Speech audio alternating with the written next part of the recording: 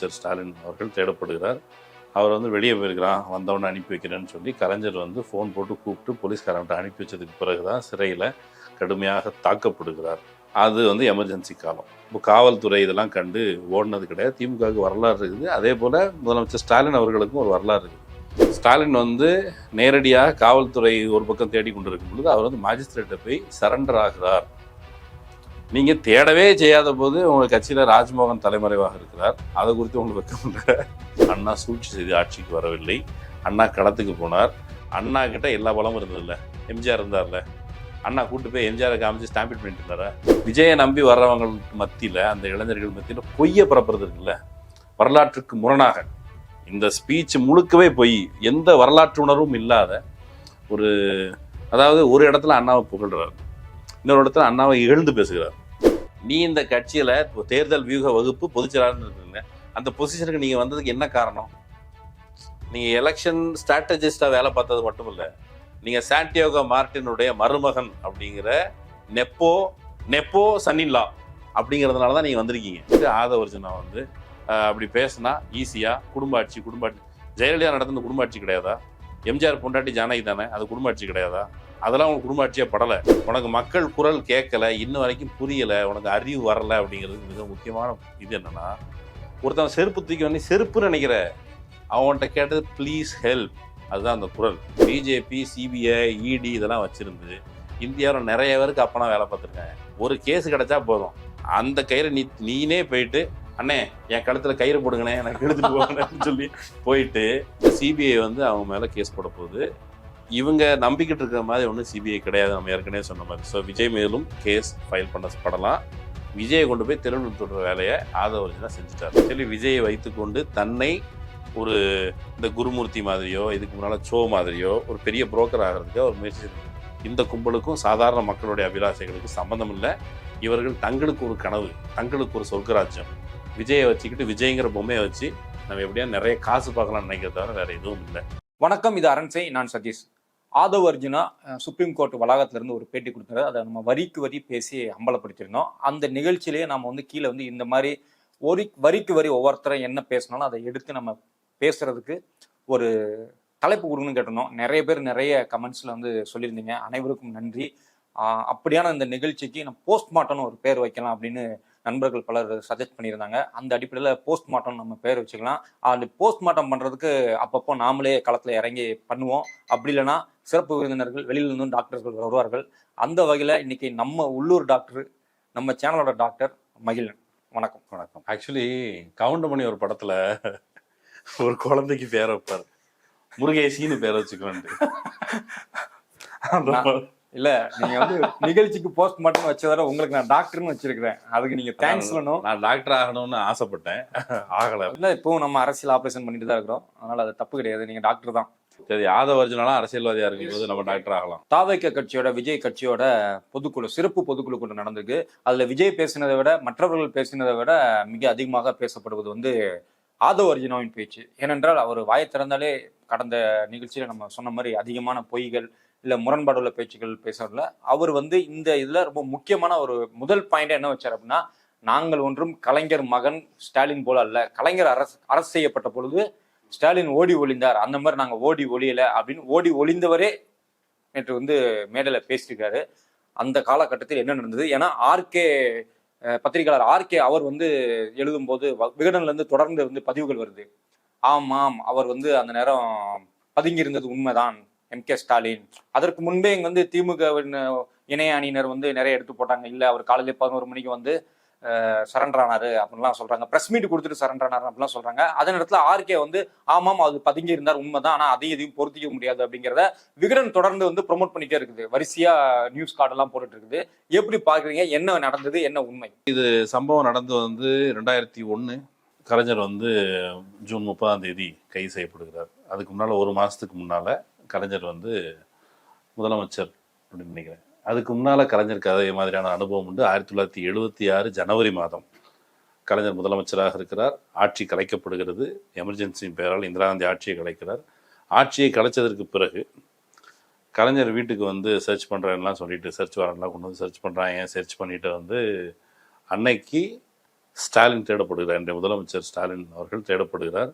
அவர் வந்து வெளியே போயிருக்கிறான், வந்தவொடனே அனுப்பி வைக்கிறேன்னு சொல்லி கலைஞர் வந்து ஃபோன் போட்டு கூப்பிட்டு போலீஸ்காரன்ட்ட அனுப்பி வச்சதுக்கு பிறகு தான் சிறையில் கடுமையாக தாக்கப்படுகிறார்.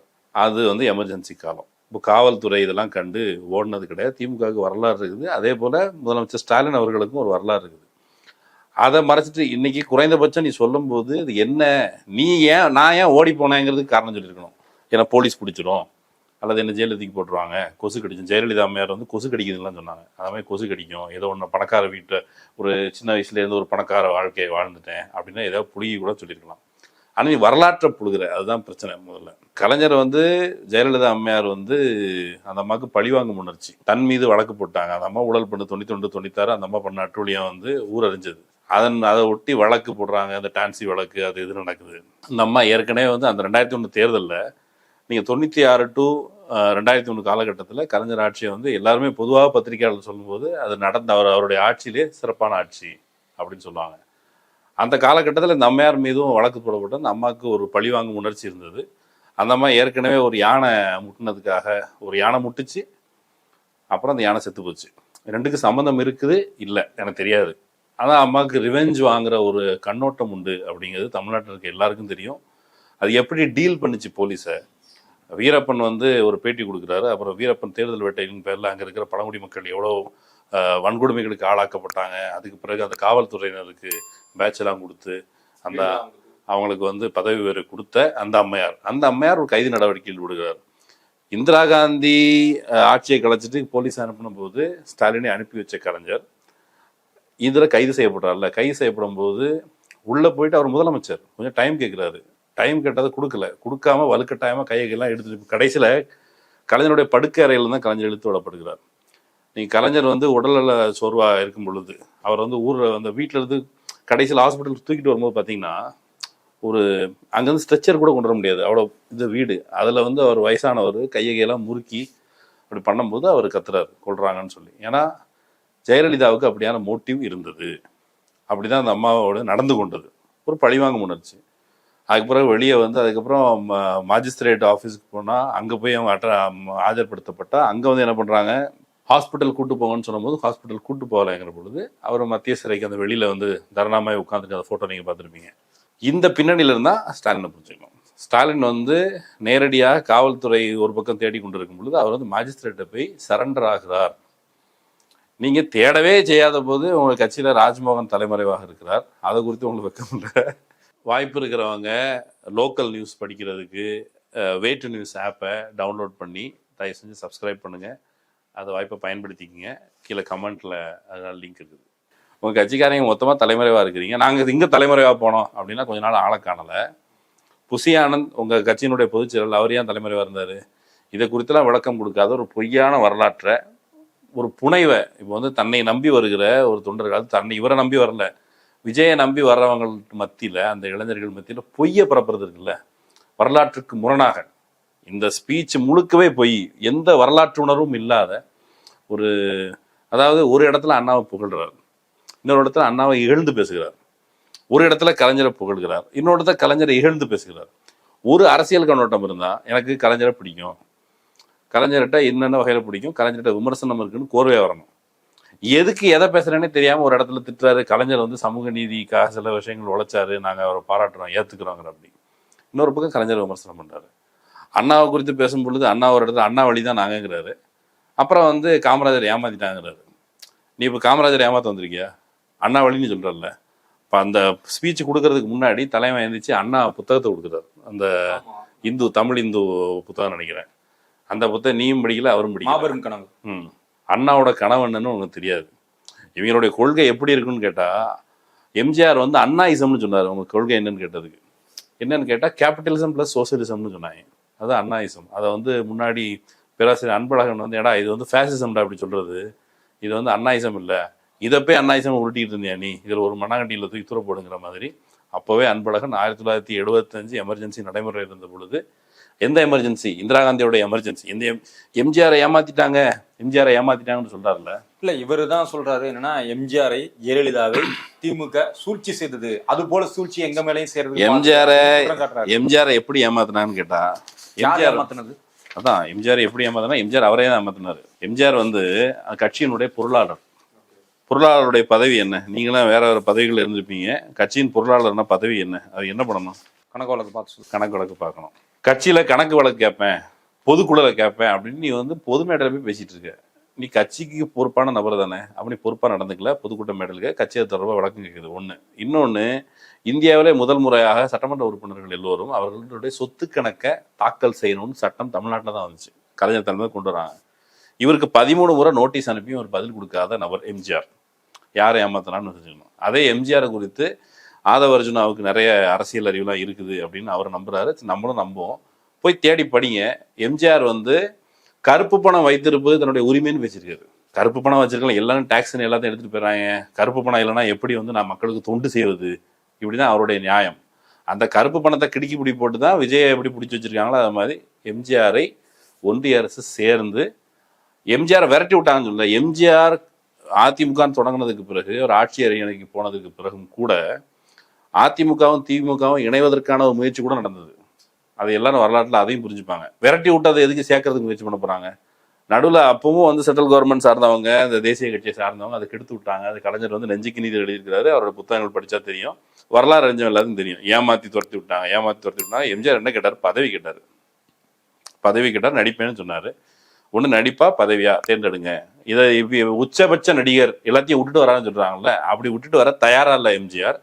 அதனால அவருக்கு பதவி கொடுக்கல, அமைச்சர் பதவி கொடுக்கலான்னு ஒன்று. அதுக்கு பிறகு தன்னோட நடித்த ஒரு திரைப்பட நடிகை ஒருத்தவங்களை மாநாட்டு கூட்டம் வந்து மேடையில் உட்கார வைக்கணும்னு சொன்னபோது அவங்க மெம்பரே கிடையாது, உட்கார வைக்க முடியாது, அப்படியே மெம்பர் ஆனாலும் மாநாட்டிலாம் மேடையெல்லாம் உட்கார வைக்க முடியாதுன்னு சொன்னபோது அது ரெண்டாவது விஷயம். கணக்கு கேட்டது. இந்த விஷயத்தின் காரணமாக தான் ஒரு கட்சி. அப்புறம் ஒன்றிய அரசு இவருடைய கருப்பு பணம் காரணமாக ரைடு அதெல்லாம் வந்த பொழுது கலைஞர் செல்வாக்கோடு இருக்கிற கலைஞர் இந்திரா காந்தியோட கூட்டணியில் இருந்த பொழுதும் இந்திரா காந்தியோட அரசியல் நடவடிக்கைகளுக்கு குறுக்கால நிற்கிறாங்க பொழுது இந்திரா காந்தி உள்ளிட்டவர்கள் இங்க ஒரு கட்சியை உருவாக்குறாங்க. அதற்கு மாற்ற பேரலா அப்படி உருவாக்கப்பட்ட ஸ்பான்சர்டு கட்சி தான் எம்ஜிஆர் ஆகட்டும் அல்லது மகாராஷ்டிரால சிவசேனாவாகட்டும், இவங்கெல்லாம் காங்கிரஸ் தங்களுடைய செல்வாக்கை இழந்து கொண்டிருந்த காலகட்டத்தில் அங்கங்க ஒரு ப்ராக்சியா ஒரு கட்சிகளை உருவாக்குது. அங்க சிவசேனானா இங்க தமிழ்நாட்டில் எம்ஜிஆர், தமிழ்நாட்டில் ஏற்கனவே இருந்த முற்போக்கு மரபை சிதைத்து அண்ணா வழியில் எம்ஜிஆர் அப்படின்னா அண்ணா வழியில் எம்ஜிஆருக்கு எவ்வளவு மதிப்புண்டோ அதே மதிப்பு தான் விஜய்க்கு உண்டு. அவர் அண்ணா வழியிலாம் ஆட்சியெல்லாம் நடத்தல. இல்ல, நான் கேட்ட கேள்வியில அந்த சூழ்ச்சி அப்படிங்கிறாரு. ஜெயலலிதாவை எம்ஜிஆர் சூழ்ச்சி செய்தார்களோ, ஜெயலலிதாவுக்கு எதிராக சூழ்ச்சி செஞ்சது யாருன்னு கேட்டா வாய்ப்பு இருந்தா ஆதவ அர்ஜுனாவுக்கு ரெஃபரன்ஸ் கொடுக்குறோம். நம்ம ரோஜா முத்தையா லைப்ரரியில் போய் படிங்க. அதுல வந்து 87 to 89 காலகட்டத்தில் அங்க பெஸ்ட் பேக்ரவுண்ட் இருக்குமா? அது உள்ள இப்போ லைப்ரரிக்குள்ள இருக்காது. ரோஜா முத்தையா லைப்ரரியில அண்ணாங்கிற பத்திரிகை எம்ஜிஆர் நிறுவனமாக நடத்துது. அது ஆன்லைன்ல ஆர்கைவ்லையும் கூட இருக்குது. அதுல 87 to 89 காலகட்டத்தில் எம்ஜிஆர் செத்து போனதற்கு பிறகு என்னென்ன பாடாப்படுத்தினாங்க. ஜெயலலிதா அம்மையாரை வந்து ஹீல்ஸ் போட்டுட்டு வந்தாங்க. எம்ஜிஆர் செத்த வீட்டுல நீ ஹீல்ஸ் போட்டா வருவ, லிப்ஸ்டிக் போட்டு வர்ற, பால்கனி வீட்டு பாவை காளிமுத்து இதெல்லாம் பேசுனது காளிமுத்து. இவங்க எல்லாரும் தான் பேசுனாங்க, அதிமுக தான் பேசினாங்க. இவங்க எல்லாரும் அதிமுக எல்லாரும் பேசியிருக்காங்க. பேரை வந்து தேடி படிக்கணும், நம்ம எல்லாத்தையும் விவரம் கொடுக்க வேண்டிய தேவையில்லை. இவ்வளவு கேவலமா பேசினவங்க. ராமராஜ்யம் முடிந்தால் வந்து ஜானகி ராஜ்யம் தானே, ஜானகினா சீதை ராஜ்யம் தானே பேசினவங்க தான். அதுக்கு பிறகு ஜெயலலிதாவுக்கு செல்வாக்கு உடனும் அந்த பக்கமே ஒட்டிக்கிட்டாங்க. இதுதான் அதிமுகவுடைய கதை. எம்ஜிஆரும் தன்னுடைய காலகட்டத்தில் அவர் அப்படிதான் நடந்து கொண்டார். எம்ஜிஆரை ஏமாத்திட்டாங்க. எம்ஜிஆர் என்ன ஏமாத்தினார்? எம்ஜிஆர் தமிழ்நாட்டு மக்களை ஏமாற்றினார், தன்னை மீட்பனாக கருதி கொண்டார். என்ன சொன்னார்? அனைத்து இந்திய அண்ணா திராவிட முன்னேற்ற கழகம்னு ஒரு கட்சியை எம்ஜிஆர் தொடங்கவே இல்லை. அனைத்து இந்திய அண்ணா திராவிட முன்னேற்ற கழகம் என்பது கட்சிக்கு மாற்றப்பட்ட பெயர். அது எமர்ஜென்சி பீரியட்ல இந்திரா காந்தி பிடிச்சி உள்ளத்துக்கு போட்டுருன்னு சொல்லி அண்ணா திராவிடம்னு சொல்றாங்க, நம்மளை பிரிவினவாதிகள்னு சொல்லிடுவாங்கன்னு சொல்லிட்டு அவர் அனைத்து இந்தியன் மாத்துறாரு. இந்திரா காந்திக்கு பயந்து போய் அவர் அவ்வளவு பெரிய தேசிய கட்சியை எப்படி மாத்துவீங்கன்னு சொல்லி கோவைச்செழியன் தலைமையில பெரிய மாநாடுலாம் நடந்திருக்கு. கட்சிக்குள்ள கலகம் ஏற்பட்டிருக்கு. எம்ஜிஆர் வந்து தன் கட்சியை விட்டு யாரும் போயிடக்கூடாதுன்னு சொல்லி கையில பச்சை குத்துறது, இந்த மரபெல்லாம் அவர் வந்து எப்படி இவனை ஓடாம தடுக்கிறது, மெம்பர்ஷிப் கார்டுனா கிழிச்சு போட்டு போயிடும் அப்படிங்கிறதுனால கையில பச்சை குத்து, கட்சி கொடியை பச்சை குத்து, என் பேரை பச்சை குத்துலாம் சொன்னவர் தான் எம்ஜிஆர். அவர் புரட்சியாளர். அண்ணா உடைய கொள்கை அப்படிங்கிறது அவருக்கு கிஞ்சித்தும். அண்ணாவுடைய கொள்கையை வந்து அண்ணா தனிநாடு கேட்டார். தனிநாடு கேட்டதற்கு பிறகு தனிநாடு கோரிக்கையை கைவிட்ட அண்ணா, ஆனா அந்த கோரிக்கையின் தேவை அப்படியே இருக்குதுன்னு சொன்னார். அவர் ஒருபோதும் இந்தியா என்பது ஒரு நாள், இந்தியா ஒரு ஒன்றியம், அந்த ஒன்றியத்தின் கீழ் நாங்கள் இருக்கிறோம், இணைந்து வாழ்றோம், இசைந்து வாழ்றோம், எங்களுக்கு கூடுதல் அதிகாரம் வேணும் தான் கேட்டது. எடப்பாடி இன்னைக்கு அதிகாரத்தை விட்டு கொடுக்குறான்னு சொல்றாங்களா? எம்ஜிஆர் காலத்தை ஒழுங்கா மதிப்பீடு செஞ்சா அப்ப இருந்தே அவர் விட்டு கொடுக்க முன்னாடியே எடப்பாடி வேலை பார்க்க அவர் தொடங்கிட்டார். எடப்பாடி எம்ஜிஆர் வழியில தான் வேலை பார்க்குறாரு. எம்ஜிஆரை ஏமாத்திட்டாங்க. ஜெயலலிதாவை கட்சியில சேர்க்கக்கூடாதுன்னு சொன்னது யார் சொல்லியிருப்பா? திமுக தரப்பு நேரடியாக சொல்ல. கட்சி வந்து அந்த அம்மா வந்து 1984 வாக்குல தான் கட்சிக்குள்ள வருது அதிமுகவில். 1984 அதிமுக தனி கட்சி, அனைத்து இந்த அதிமுக தான் வச்சுச்சு. அந்த அம்மா தன்னுடைய அரசியல் பிரவேசத்தை வந்து ஒரு பாரதியாருடைய பிறந்த நாள் எட்டயபுரத்தில் நடந்த 100ஆண்டு விழாவில் தான் அந்த அம்மா வந்து பேசுது. இப்போ அந்த அம்மையார் வந்து கட்சியில் சேர்க்கக்கூடாது, அவங்களோட வேறு யாரும் தொடர்பு கொள்ளக்கூடாதுன்னு கடிதம் எழுதி தன்னுடைய கட்சியினரை வலியுறுத்தியது எம்ஜிஆர். அப்போ துரோகம் யார் பண்ணா ஜெயலலிதாவுக்கு? ஜெயலலிதா அம்மையார் குறித்து வலம்புரி ஜான் எழுதுன அந்த 10 ஒரு புத்தகம் இருக்குது, வணக்கம் தமிழகம் புத்தகம். நீங்கள் வாய்ப்பு இருந்தா புத்தக ரெஃபரன்ஸ்லாம் எங்களுக்கு கொடுக்க வேண்டியதா இருக்கு. வாய்ப்பு இருந்தா அவர் அதை வச்சுதான் படிக்கிற ஆளு கொடுக்கலாம். அந்த புத்தகத்தை வாங்கி படிக்க சொல்லுங்க. அந்த புத்தகத்தில் நிறைய விலாவரியா இருக்குது. ஒரு எடுத்துக்காட்டுக்கு ஜெயலலிதா அம்மையார் வந்து வலம்புரி ஜானை எதுக்கு எம்ஜிஆர் நியமிக்கிறாருன்னா அரசியல் சொல்லி கொடுக்குது ஜெயலலிதாவுக்கு. வலம்புரி ஜானை வந்து தன்னை என்னென்ன பாடாப்படுத்தினாங்க அந்த அம்மையார், எம்ஜிஆர்கிட்ட போய் என்னென்ன கம்ப்ளைண்ட் பண்ணாங்கன்னு சொல்லி அந்த புத்தகத்துக்கு வாங்கி படிக்கிட்டோம். அதுக்கு பிறகு 87க்கு பிறகு ஒட்டுமொத்தமா அதிமுக கட்சிக்காரங்க பெரும்பான்மையானவர்கள் புறக்கணித்த பிறகு ஒரு கட்டத்திற்கு மேல அந்த அம்மா மீண்டு எழுந்து வர்றாங்க. வந்த அந்த காலகட்டத்தில் ராஜீவ்காந்தி படுகொலை நிகழ்ந்ததுக்கு பிறகு 91 அரசியல், 91ல் ஆட்சியை கலைச்சி விட்டு தான் தேர்தல் நடக்குது, திமுக தான் வெளில போகிறது அப்படின்னு ஒரு சூழல்ல ராஜீவ்காந்தி படுகொலைக்கு பிறகு அதே அந்த ரத்த வெள்ளத்திலே அவங்க ஆட்சிக்கு வந்துட்டாங்க. அந்த ஆள் சேர்த்து நான் மக்கள் செல்வாக்கில் வந்தேன்னு அந்த அம்மா சொல்லிச்சு. ராஜீவ்காந்திக்கு துரோகம் பண்ணது யாரு? இந்த அம்மையார். ராஜீவ்காந்தியை பத்தியே ஒரு கதை சொல்றேன். இன்னொன்னு, எம்ஜிஆர் சாகிறதுக்கு முன்னாடி இங்க நேரு சிலை வந்து ஜெமினி கிட்டே இங்க திறந்தான்னு நினைக்கிறேன். திறக்கும் பொழுது அந்த நிகழ்ச்சிக்கு 2 பத்திரிகை அடிக்கப்படுது. அரசு இதழில் அழைப்புதல் ஒரு பத்திரிகை, 2 பத்திரிகை அடிக்கிறாங்க. 2 பத்திரிகையில் ஒரு பத்திரிகை ஜெயலலிதா பேரோடு, ஒரு பத்திரிகை ஜெயலலிதா பேர் இல்லாமல். அதுக்கு காரணகர்த்தா வந்து மா நடராசன் என்கிற அந்த பிஆர்ஓ, சசிகலாவுடைய ஹஸ்பண்ட். 2 இது நடிக்கிறாங்க. அதுக்கு பிறகு என்ன நடக்குதுன்னு கேட்டா, ஜெயலலிதா அம்மையார் அந்த கூட்டத்துக்கே வரல. ஜெயலலிதாவுடைய திட்டம் என்னன்னா, எம்ஜிஆர் இருக்கும் பொழுது அந்த மேடையில் ஏறி நேரு சில திறப்பு விழால ராஜீவ்காந்தியோட மேடை ஏறி கையை காமிச்சிட்டா அப்புறம் நம்ம தானே அவர் போக போறாரு, வயசானவர், கிழவர், இப்படிலாம் கூட கட்சியில பேசியிருக்காங்க. அவர் அப்புறம் ஆனா அந்த அம்மாவை அனுமதிக்கல. அதுக்கு பிறகு 2 வருஷம் தாமதமாகி 91 ஆட்சிக்கு வராங்க. யார் துரோகம் பண்ணது? இப்போ எம்ஜிஆர் முடிச்சாச்சு. அப்புறம் எம்ஜிஆர் முடிக்கல. எம்ஜிஆருக்கு இன்னொரு விஷயம் இருக்குது. எம்ஜிஆர் வந்து என்ன ஆட்சி செய்தார்? உண்மையாக பத்திரிகையாளர்கள், நடுநிலையாளர்கள் கலைஞர் குறித்து இவ்வளவு விமர்சனம் பண்றாங்க, வரலாற்றை தோன்றாங்கிறாங்க, அதுங்கிறாங்க, இதுங்கிறாங்க. ஒரு புனித பிம்பத்தை கட்டி எழுப்பி வைத்திருக்கிறார்கள். CPIML தோழர்கள் கொடூரமான முறையில் வேட்டையாடப்பட்டார்கள். இவன் புரட்சியை பத்திலாம் அந்த ஆள் பேசுற, அப்படி புரட்சி தெருவில் இறங்கிடும், அதை பண்ணிடும், இதை பண்ணிடும்ட்டு. எம்ஜிஆர் ஆட்சி கொண்டு வரும்னு சொல்றாங்க. ஜென்ஜி புரட்சி. அப்புறம் புரட்சிக்குன்னு தெருவில் இறங்குற மக்களை எம்ஜிஆர் என்ன நடத்தினார்னு கேட்டா, அவர்களை காக்கா குருவிமே சுட்டு போட்டது எம்ஜிஆர் ஆட்சி. சரியா? அது இந்த விடுதலை படம்லாம் பார்த்தவங்களுக்கு ஓரளவாக தெரியும். அதே போல சுட்டு போட்டது மட்டும் இல்லாம அவருடைய ஆட்சியில 10 நாளைக்கு ஒருத்தங்க அண்டர் ட்ரையல் பிரிசனர் இறந்து போனாங்க ஜெயில, எம்ஜிஆர் ஆட்சியில. அதுக்கு பிறகு ஒரு பெரிய அட்டூழியம் நடந்தது. அந்த அட்டூழியம் என்னன்னு கேட்டா, உண்மையிலேயே விஜயோட அம்மா வந்தாங்க, அப்பா வந்தாங்க, ஆட்டுக்குட்டி வந்தாங்கன்னா ஒரு ஆதவர்ஜனா சொல்றாரு. விஜயோட அப்பா இருக்கிறார்ல, அவர் பேர் உங்களுக்கு தெரியுங்களா? எஸ்ஏசியோட நீதிக்கு தண்டனை அந்த படத்துக்கு டார்ச்சர் கொடுத்தது யாரு? விஜயோட சர்க்கார் படத்துக்கு டார்ச்சர் கொடுத்தது யாரு? நீதிக்கு தண்டனை படத்துக்கு அவரு நம்ம எம்ஜிஆர். சர்க்கார் படத்துக்கு டார்ச்சர் கொடுத்தது ஜெயலலிதா. உன்னுடைய திரைப்பட வாழ்க்கையில் தலையிட்டது உங்க அப்பாவுடைய திரைப்பட வாழ்க்கையில் தலையிட்டது ரெண்டுமே அதிமுக ஒரு வகையில் அந்த கட்சின்னு பார்த்தா. இப்போ வரைக்கும் அந்த கட்சியை பற்றி வாயை திறக்க மாட்டேங்கிற. ஜனநாயகம் இங்கே கெட்டு போச்சு, இங்கே கொட்டு போச்சுங்கிற.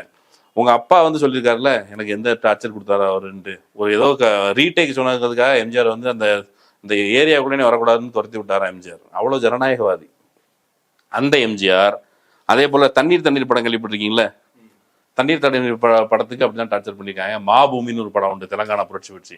அந்த படத்துக்கும் இவங்க தான் டார்ச்சர் கொடுத்துருக்காங்க. எம்ஜிஆர் வந்து ஒரு பக்காவான அவர் வந்து எப்படின்னு கேட்டால், ஒருத்தர் பேசிட்டு இருக்கும்போது எம்ஜிஆர் என்னங்க எம்ஜிஆர் ஆட்சி ஈஸிங்க கிளவியை கட்டிப்பிடிக்கிறது அப்படின்னு சொல்லி சொன்னபோது அவர் சொன்னார், ஏங்க அவரே கிழவர் தாங்க, கிழவர் தன்னுடைய பேட்ச்மேட்டை கட்டிப்பிடிச்சிருக்காரு அப்படின்னு சொல்லி சொன்னார்.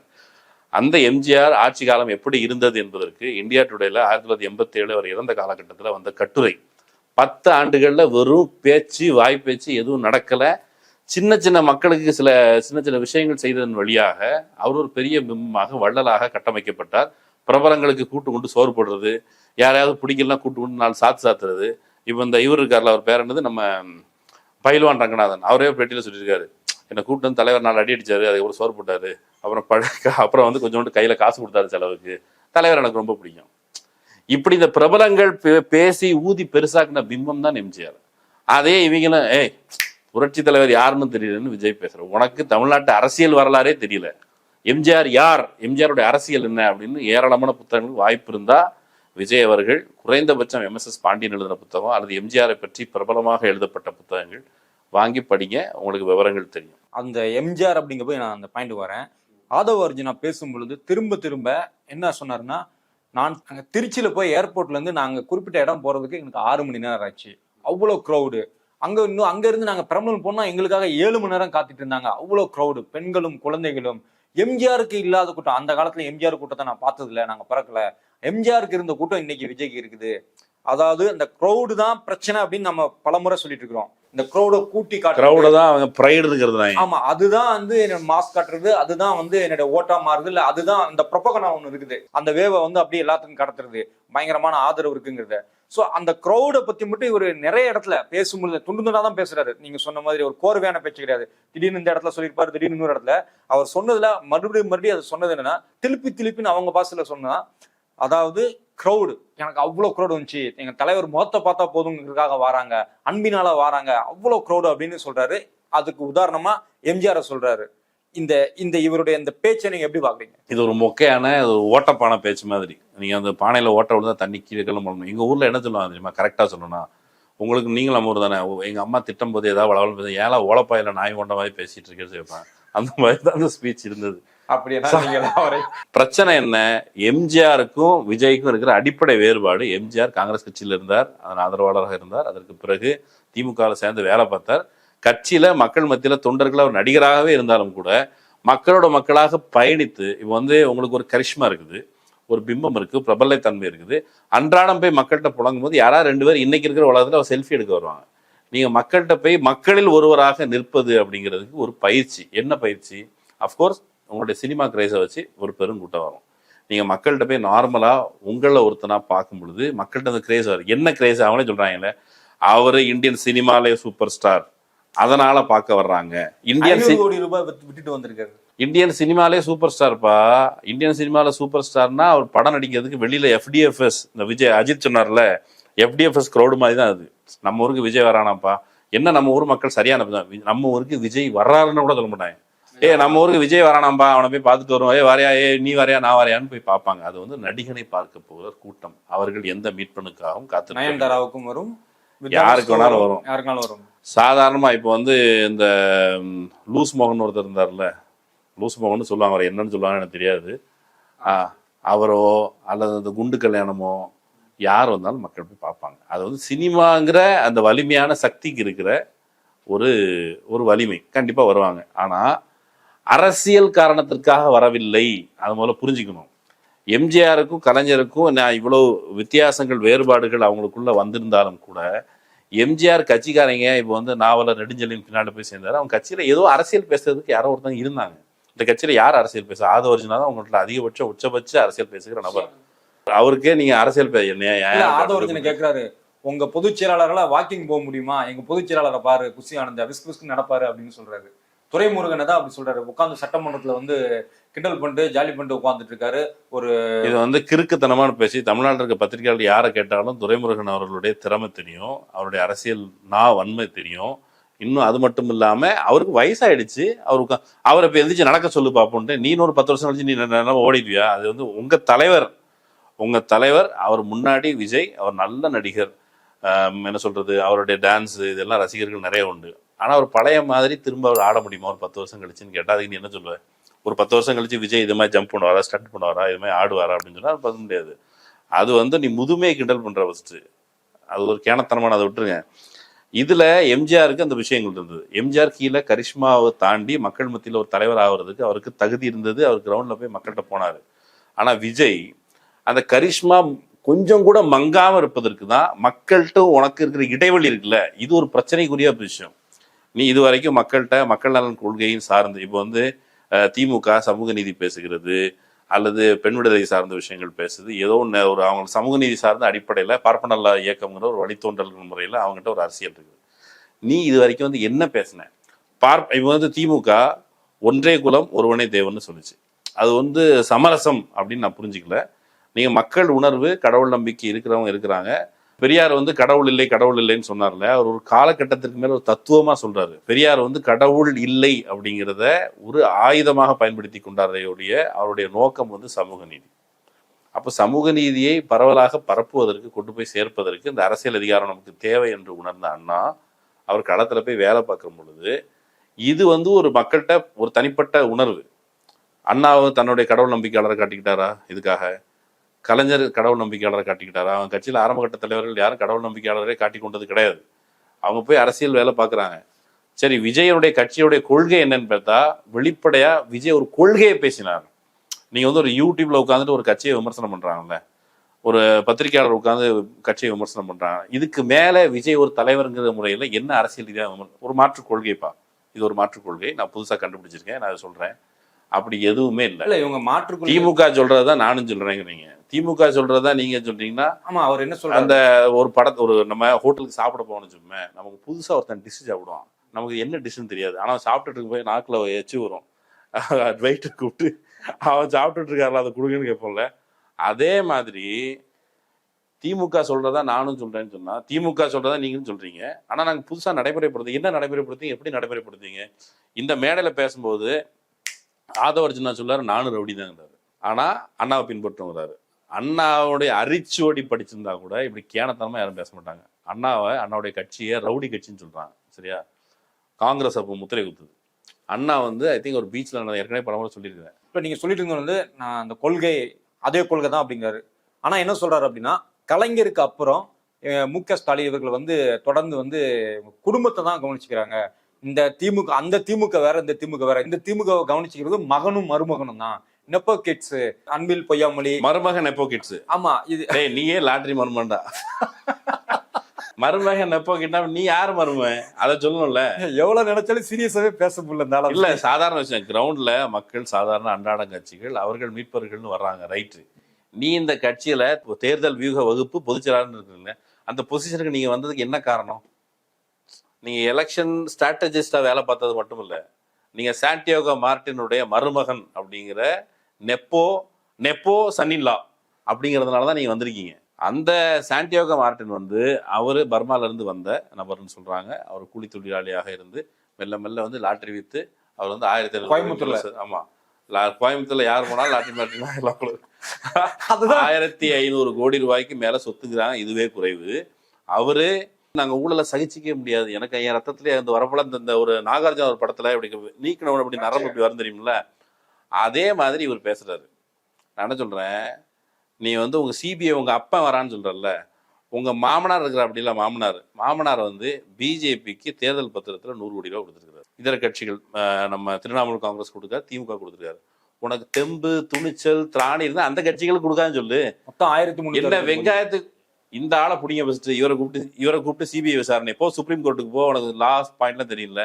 இப்போ 1500 கோடி மக்கள் பணம் தானே, லாட்டரி வித்து சம்பாதிச்ச பணம் தானே, போய் நீதிமன்றத்துக்கு போய் சாண்டியாகோ மார்டின் மேல சிபிஐ ரைடு விடுங்க.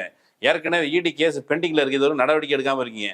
அவர் கொடுத்த 100 கோடி ரூபாய்க்காக நீங்க ஒரு மேல கேஸ் போட மாட்டீங்களா அப்படின்னு நீ கேளு. மாமனாருக்கே சூழ்ச்சி பண்ணது ஜெயலலிதா தான் இல்லையா? அந்த ஆமல் எல்லா கட்சியிலும் ஆள் வச்சிருக்காங்க. இப்போ வந்து மர்மம் எந்த கட்சியில இருக்கா அப்படியா? இப்போ வந்து வழக்கமா ஒரு ஊருக்கு போயிருந்த போது அந்த ஊர்ல வந்து சின்ன கவுண்டர், நடு கவுண்டர், பெரிய கவுண்டர் அப்படி 3 இருந்தாங்க. அந்த 3 பேர்லயும் சின்ன கவுண்டர் ஒரு கட்சி, பெரிய கவுண்டர் ஒரு கட்சி, நடு கவுண்டர் ஒரு கட்சி. அத மாதிரி சாண்டியாகோ மார்டின் ஆளுக்கு ஒரு கட்சியில அனுப்பி வச்சிருக்கிறாரு, அல்லது அவங்க ஒரு விருப்பத்தின் பேர்ல போயிருக்காங்க. நீ வந்து முதல்ல குடும்பத்தை பாதுகாக்கிற பத்திலாம் பேசக்கூடாது. முதல்ல இந்த குடும்பத்தை பாதுகாப்பது, அதுவும் நம்ம மக்கள் மத்தியில ஒரு இது நடந்திருக்குது. கலைஞரை பத்தி நமக்கு மண்ணில் இருக்கிற பிம்பம்னா, கலைஞர் வந்து அன்றாடங்காட்சியாக சென்னை வந்தார். அரசியலில் இப்போ திமுக இவங்க எல்லாருமே கட்சி தொடங்கிட்டு இருந்தாங்களாம். கலைஞரை வந்து ஏமாத்தி, கட்சிகளை ஏமாத்தி, அண்ணாவையும் ஏமாத்தி, அண்ணா வந்து தம்பி வா தலைமை ஏற்க வான்ட்டு இவரை சொல்லலாம். ஆனா கலைஞர் வந்து மேல வந்து உட்காந்துட்டாரா, கலைஞர் ஏமாத்தி மேல வந்துட்டார். ஆக்சுவலி புத்தி எங்க இருக்குதுன்னு கேட்டா, இதை எப்படி புரிஞ்சுக்கணும்னா, திரும்ப ஒரு இடத்துல மேடையில பேசும்பொழுது சொன்னாரு, ஒருத்தர் நல்ல வீடு கட்டி வாழ்ந்துட்டு இருக்காரு, போலீஸ் அவனை அந்த வீட்டுக்காரரை பிடிச்சி கொண்டு போய் அடிச்சிருக்குது. ஏன் அடிச்சிருக்குன்னு சொல்லுங்க? ஏன்னா ஒரு குறவர். ஏண்டா நீ வந்து உனக்கு எதிராக வீடு இவ்வளவு பெருசா? அப்போ உன்கிட்ட நேர்மை, அவர் வந்து அரசு துறையில பதவியில இருந்திருக்காரு, அவரை கூட்டு போலீஸ் அடிச்சிருக்கு. ஏன்னா நீ குறவன், உனக்கு காசு இருக்கு, வாய்ப்பு இல்லை. நமக்கு தெரிஞ்ச ஒரு தோழர் இருக்கிறாரு, ஒரு பல்கலைக்கழகத்துல பேராசிரியரா இருக்கிறாரு. அவர் பேராசிரியர் அவ்வப்போது போலீஸ் பிடிச்சிட்டு போகுது, வேற ஒன்றும் இல்லை, அவர் குறவர். எங்கேயோ நடக்க திருட்டு வழக்குல நீ காரணமா இருப்பேன்னு சொல்லி பிடிச்சிட்டு போகுது. இது வந்து நம்ம சொசைட்டில இருக்கிற சாதி புத்தி. அந்த புத்தியின் அடிப்படையில தான் கலைஞர் குடும்பத்துல ஏன் இங்க இருந்து காசு வருது, அவங்க எப்படி செல்வந்தரா இருக்கலாம், ஆஃப்டர் ஆல் இவங்க இந்த ஜாதி தானே. இந்த புத்தியில இருந்து நம்ம தமிழ் சமூகம் முற்போக்கானதுங்கிறதுலாம் அது வந்து எக்ஸ்ட்ரா ஃபிட்டிங். அது அப்படி கிடையாது. இந்த முற்போக்கு இல்லைன்னா என்ன அர்த்தம், சாதி ரீதியா ஒருத்தன் இவன் கீழானவன், இவன் கையில காசு இருக்கக்கூடாது, காசு இருந்தா நமக்கு காண்டாவது கடுப்பாவது. ஜெயலலிதா ஊழல் குற்றவாளி ஒண்ணு. அந்த அம்மா ஜெயிலுக்கு போனதுக்கு பிறகும் நம்ம மனசுல இப்பவும் கூட அந்த அந்த அம்மா பிறந்த நாள் நினைவு நாள் வந்தா பாருங்க, 1000 தான் இருந்தாலும் அந்த அம்மா அயன் லேடி, 1000 தான் இருந்தாலும் கலைஞர்னு சொல்லி எத்தனை பேர் பேசுறான். அந்த புத்தியை கேபிட்டலைஸ் பண்றதுக்கு தான் இவராய் கலைஞர் செஞ்ச இத்தனை வேலைகளுக்கு பிறகும் அவர் ஊழல்வாதி. இப்ப ஆராசாவுக்கு இந்தியாவே குதிச்சது. ஆராசா வந்து 2G ஸ்பெக்ட்ரம் இந்தியாவே குதிச்சது. எத்தனை பாப்பான் ஊழல் பண்ணதுக்காக இந்தியா குதிச்சிருக்குது. அப்ப இந்தியாவுடைய ஆன்டி கரப்ஷன் மூளைங்கிறது அது சாதி ரீதியாக பின்தங்கி இருப்பவர்கள் உயர்ந்தால் அதை சகித்து கொள்ளாத ஒரு மூளை. அந்த மூளையில சவாரி செய்ய வர்ற நீ பெரியார்கிட்ட போய் கேட்டேன். நம்ம வந்து கூச்சப்படவே தேவையில்ல. பெரியார்கிட்ட கேட்டாங்க, அதான் சொல்றேன். பெரியார்கிட்ட போய் கேட்டதுக்கு, ஐயா அந்த பள்ளிக்கூடத்துல ஊழல் பண்ணிட்டாங்க, டேய் உனக்கு ஊழல் தெரியும், பள்ளிக்கூடம் தெரியும் சொன்னாராம்.